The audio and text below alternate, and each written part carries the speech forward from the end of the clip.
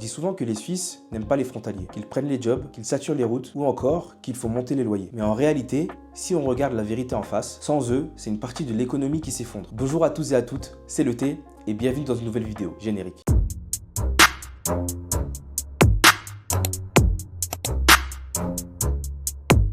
Aujourd'hui, on va mettre les pieds dans le plat. Pourquoi autant de tensions autour des frontaliers? Et surtout, pourquoi malgré tout, ils sont réellement indispensables à la Suisse? Tout d'abord, qu'est-ce qu'un frontalier? Un frontalier, c'est une personne qui travaille en Suisse, mais habite dans un autre pays. Souvent la France, ou parfois même l'Italie ou l'Allemagne. En 2024, il y a plus de 380 000 frontaliers, dont plus de 200 000 venant de France. Ils travaillent tous dans les secteurs suivants, les hôpitaux, le BTP, l'hôtellerie ou encore la finance. Ils bossent, ils courtisent, mais ne vivent pas ici. Et c'est là que les tensions commencent. Je vais vous dire les quelques reproches qu'on peut entendre des Suisses envers les frontaliers. 1. Ils prennent les emplois locaux. Sauf que les Suisses ne postulent même pas dans ces postes-là. 2. Ils font monter les prix. Leur pouvoir d'achat est plus élevé, donc ils peuvent payer plus cher. 3. Ils saturent les routes. Embouteillages, bouchons, trains bondés. Ça, je vous rejoins sur ça. C'est vrai que quand on sort du travail à 16 h, il y a beaucoup de frontaliers qui retournent en France. Donc automatiquement, ça crée des bouchons. 4. Ils ne s'intègrent pas. Ils bossent, puis repartent chez eux. Peu de liens culturels ou locaux. C'est vrai, par contre, il faut comprendre une chose. C'est des frontaliers. Donc en général, ils habitent en France, en Italie ou en Allemagne, comme j'ai pu vous le dire. Donc la particularité, c'est quoi? C'est de venir travailler et non de s'attacher au pays.